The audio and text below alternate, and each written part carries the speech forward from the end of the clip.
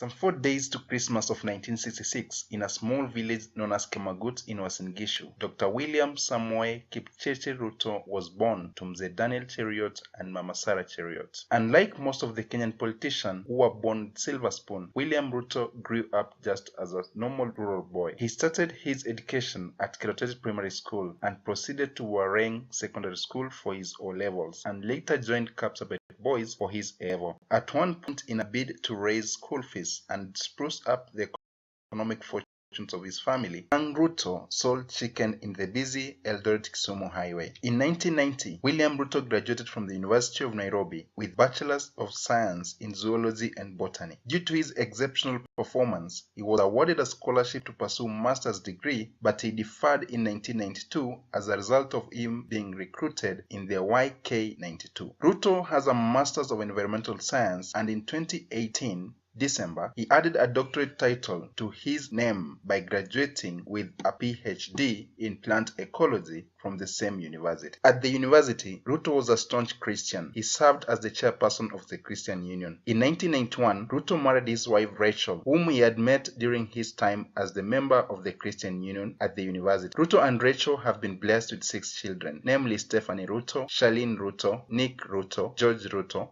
and Abby Ruto. Ruto joined active politics as a de facto member of the infamous YK92, a youth group which was formed to campaign for the late President Moi re-election when he faced a major dislodge from his position from the United Opposition after the repeal of the Section 2A of the Kenyan Constitution, which reintroduced the multi-party democracy. Ruto had been spotted by Moi while attending an IC service where he was conducting a choir. Moi got attracted by his leadership and charisma. Ruto was the organizing secretary of the YK92, and he teamed up with the likes of the Cyrus Jirongo, running a network of political mobilization that saw Moi being re-elected, though controversially. The YK92 intimidated Moi's political opponents, and the entire campaign was marred with chaos and propaganda. With Moi's winning in 1992 giving him much needed confidence, William Ruto decided to make a dive into elective politics, where he decided to dislodge KANU staunch politician Reuben Chesire, even when it was clear that Moi preferred his rival than him. And with high voltage campaign against him, Ruto won the KANU nomination and was elected as the Eldoret North Member of Parliament at the age of 31, becoming one of the youngest Member of Parliament. In the last hours of KANU administration in 2002, Ruto was appointed by President Moi as an Assistant Minister for Home Affairs, and President Uhuru Kenyatta was picked as his preferred presidential candidate after announcing that he was to retire from active politics as a KANU candidate to face the opposition in 2002 general elections.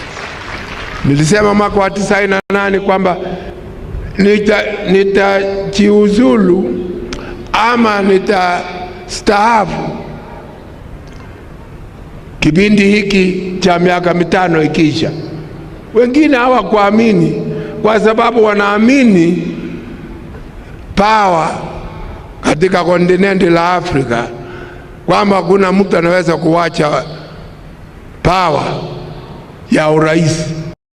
There was mass exodus from the Independent Party, the mutiny being led by Raila Odinga, who was the Secretary General, and Kalonzo Musyoka. Ruto became Uhuru Kenyatta's running mate, and both would face a humiliating defeat from the united opposition of NARC Kenya that was led by President Mwai Kibaki, but he was re-elected as an MP for Eldoret North constituency. In 2005, Banana Orange referendum was a defining moment for William Ruto, the disgruntled member of the NARC administration led by Raila Odinga, owing to the memorandum that was not honored by President Kibaki. The referendum provided a perfect opportunity, with Raila Odinga leading the disgruntled member of NARC in teaming up with the opposition, then led by Uhuru Kenyatta, to oppose the proposed constitution. They held mega rallies, with William Ruto slowly emerging as undisputed king of the Rift Valley that had leadership void after the exit of President Moi. The Orange movement carried the day and humiliating the ruling party. In anger, President Kibaki dismissed Raila Odinga from access to the cabinet. Odinga, Kalonzo Musyoka, Uhuru Kenyatta, William Ruto, and Musalia Mudavadi formed the ODM party. After Orange movement, Uhuru Kenyatta will bolt out of the movement and support the re-election of Mwai Kibaki in 2007 under PNU, and William Ruto announced his presidential candidate bid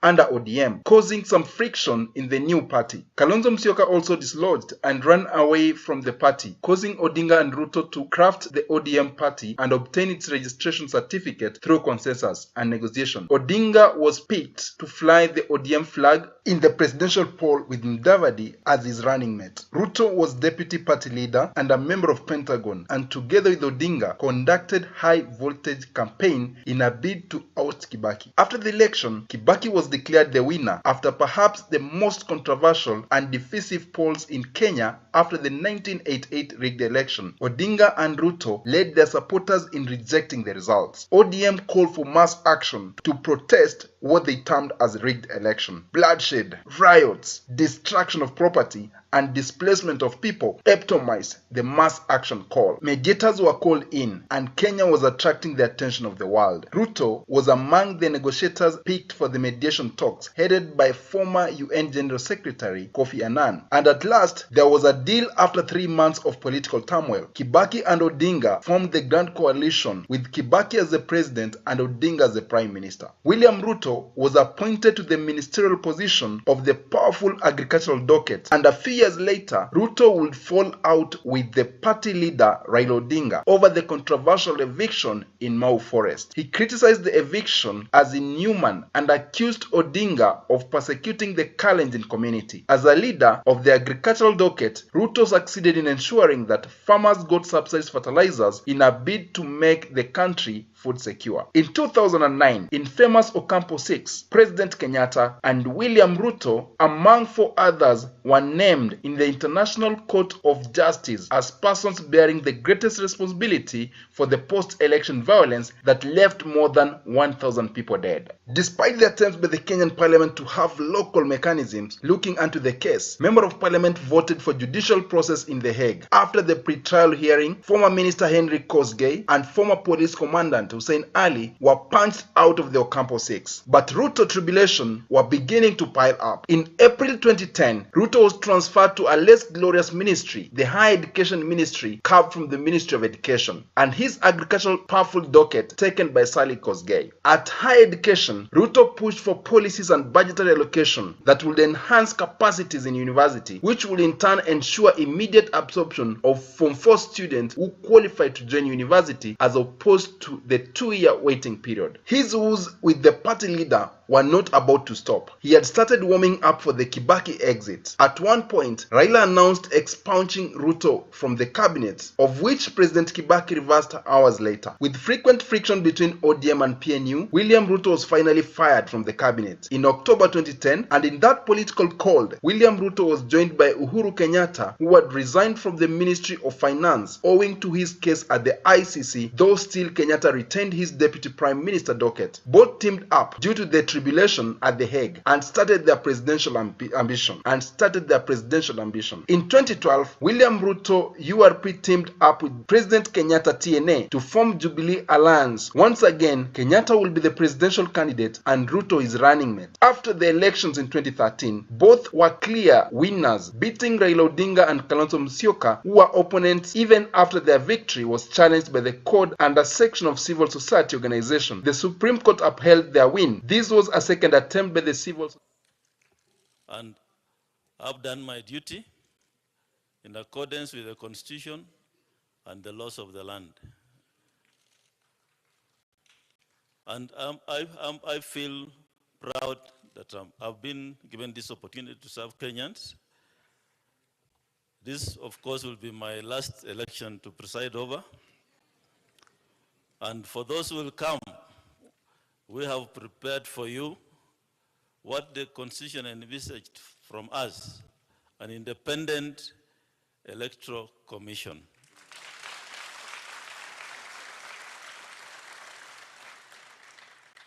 So I just want to thank the staff of IBC, the soldiers who braved insults, harassment, and delivered right from the constituencies to the counties and up to the National Tallying Center.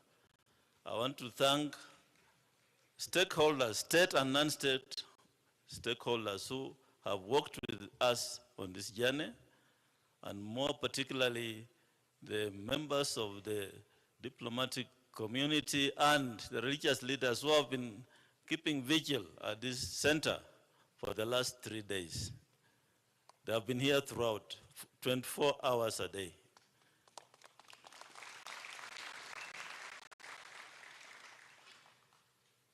So Kenyans came out and voted on the 9th of August, and these are the results of what the will of the Kenyan people reflects. These results are in the public portal.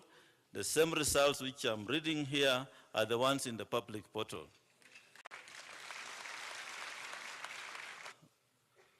Odinga Raila, total valid votes, 6,942,930.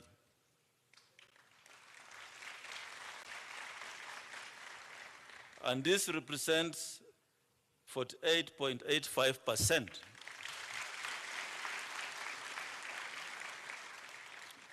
of the votes garnered, and he achieved a number of counties the candidate attained with at least 25% of the total valid votes cast is 34 counties.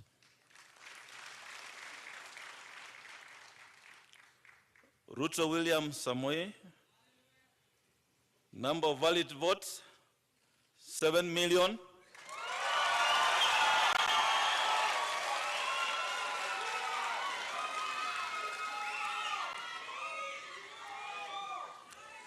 Thank you. 7,176,141.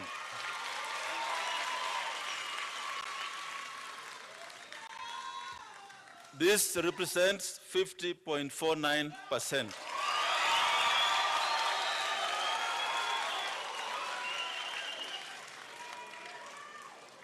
And he achieved the minimum number of 39 counties at 25%.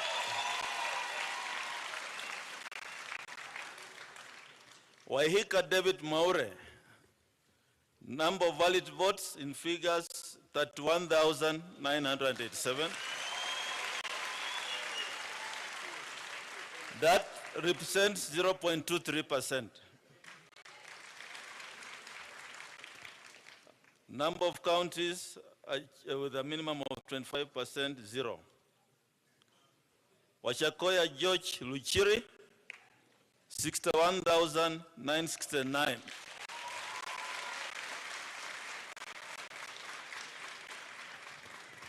Those are valid votes. Percentage of votes cast 0.44%, and number of counties with a minimum of 25% attained, 0. So, in accordance with the law, the Constitution and the law, I, Wafula Chebukati, Chairperson of the Independent Electoral and Boundaries Commission, hereby declares that Ruto William Samoei, African development, led by African people. To embody this philosophy, Japan has been supporting Africa and hosting the Tokyo International Conference to stop their ascension to power after the failing similar bid at the High Court challenging their candidacy on the account of moral integrity and ICC charges. Ruto and Kenyatta's great challenge was now how to balance between serving the over 40 million Kenyans and their responsibility as indictees at the ICC. In September 2013, 5 months after being sworn in, Ruto trial at the ICC started with and appeared outside the Harambee House, where they announced they had made a peace deal through what they called the handshake. The deal heralded what would become a toxic relationship between Uhuru and Ruto, with the deputy president helping found a rival.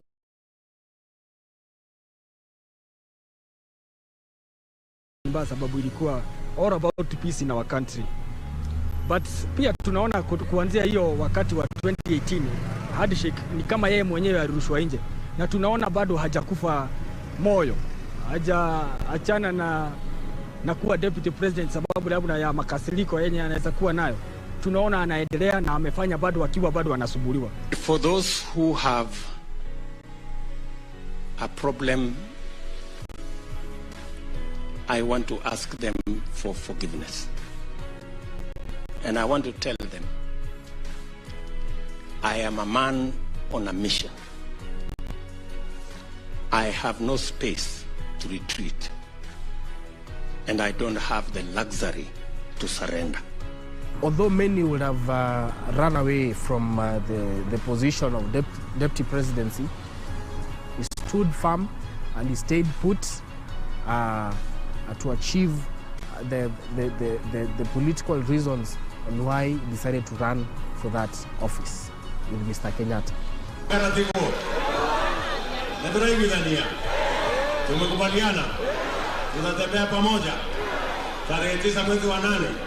Despite being challenged that he can't be a good presidential candidate, William Ruto has been here and facing all the battles. He has been going, traversing all the counties and telling people what his manifesto is, what he wants to do to the Kenyans. He's risen from humble backgrounds to the highest office in land, and the hustler narrative is actually very true. He has lived that life, he's living that life, and he's proposing to uplift the millions of Kenyans who are stuck in debt, the SMEs, the young people. That is where William Ruto comes as the chief hustler. I would actually call him the chief hustler. He's there to uplift the 50 million plus Kenyans. Yeye tunasema kwa jumla ni mtu ambaye ni superflu. He's just a hero. I am asking all God-fearing people in Kenya so that we can put our country in the hands of God. I am requesting that on Tuesday, every Kenyan should take an hour so that we can pray for the peace of our country, for the unity of our country, and for a peaceful election.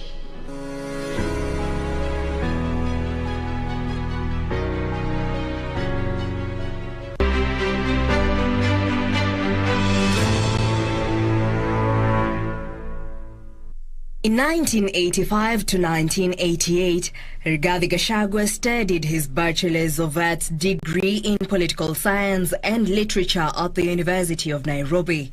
Between 1989 and 1990, Gachagua worked as an Assistant Secretary in the Ministry of Home Affairs and National Heritage. In 1990, he was recruited as a district officer cadet and underwent paramilitary training at the Administration Police Institute and did a course in advanced public administration at the Kenya School of Government between 1999 and 2000. He served in the provincial administration as a DO for 14 years in various stations, among them Kirinyaga, Kiambaa, Limuru, Ngarua, Kakamega and Garissa, with a short break as personal assistant to the head of public service between 1991 to 1993. Between 2001 and 2006, Gachagua was personal assistant to the then Minister for Local Government Uhuru Kenyatta.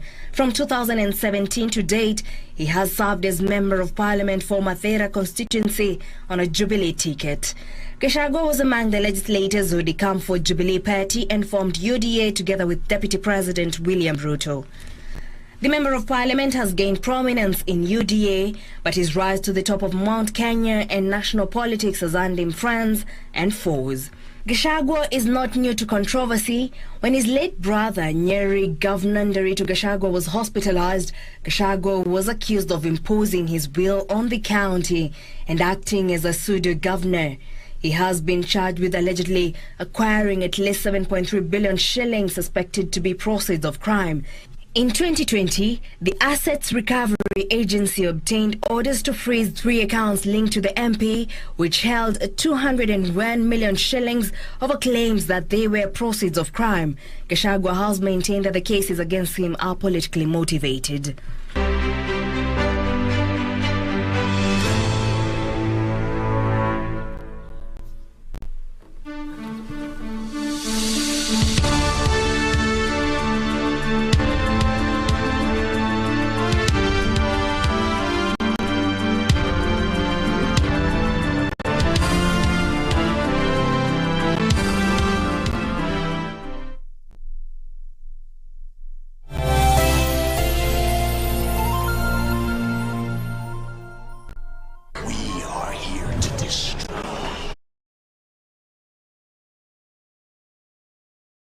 Lining up to testify against him. But as the cases progressed, critical witnesses were refusing to cooperate and offer their testimony, and the prosecution became totally frustrated. And all this time, Ruto was personally in court, and in some incidences, he was allowed to be back in the country due to security emergencies. Due to lack of sufficient evidence, Fatou Bensouda wrote to the court to discontinue the case. However, she refused to acquit Ruto, citing witness interference. Ruto's biggest headache was now over, allowing him to return to the country and join Kenyatta, whose case had also been withdrawn in December 2014. Due to lack of adequate evidence, his tenure has been dwindled with a lot of controversies. In 2017, general elections were held in Kenya on 8th August 2017 to elect the president, member of the National Assembly and the Senate. The duo, Kenyatta and Ruto, will seek re-election under the Jubilee Party tickets. The published results showed that the incumbent President Uhuru Kenyatta and William Ruto of the Jubilee Party had been re-elected with 54% of the vote. However, the main opponent, Raila Odinga of the Orange Democratic Movement,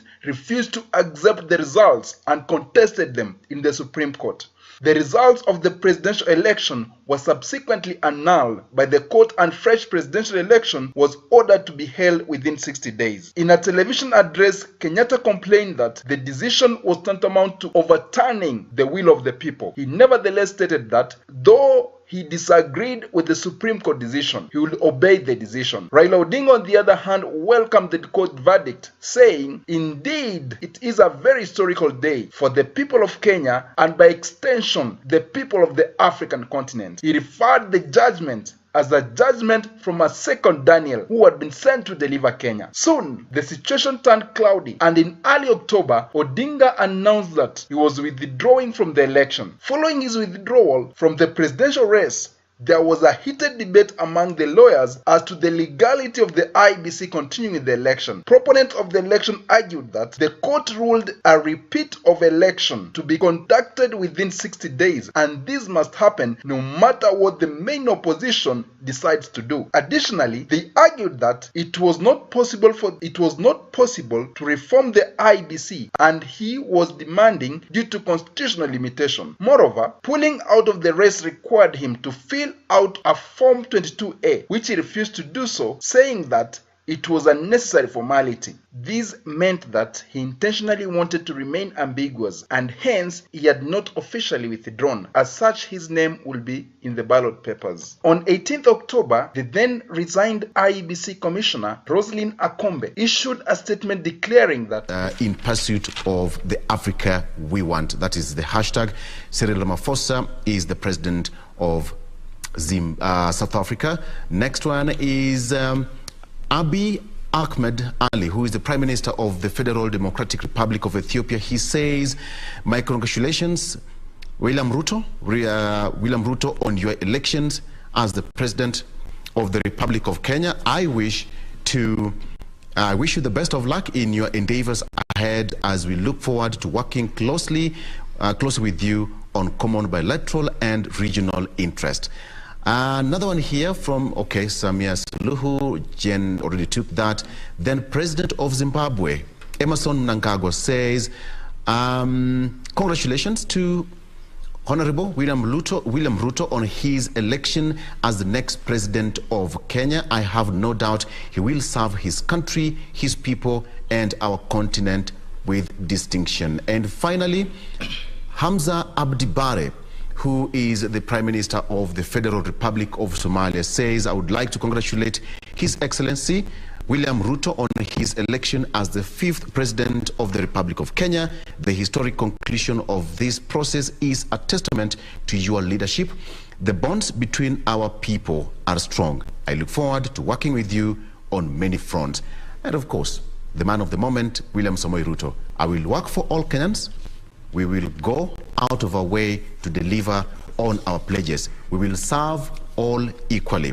This will be your government, the government of the people of Kenya." That is as far as that is concerned.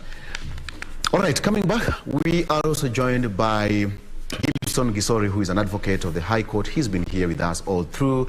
He's also a political analyst, trying to give us his insight. Is insight. I don't know what will Katisa say if I'm saying is. All right, Gisore, welcome. Thank you so much. We've gone so far ahead, but I hope you will catch up. So, before we come back to you, I don't know what you have on your side, Jen and Curia. Now, to just pick up from where we left off before the break, we went through the profiles of this, particularly President-elect Dr. William Ruto, as well as a bit of Rigathi Gachagua. But now let me start with you, Engineer. You know, looking at President-elect Dr. William Samoei Ruto, and of course bearing in mind his biggest contender, Right Honorable Raila Odinga. Both of them are phenomenal in their own political ways.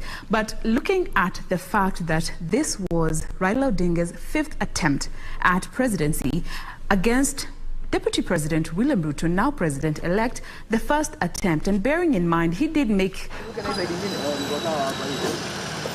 there's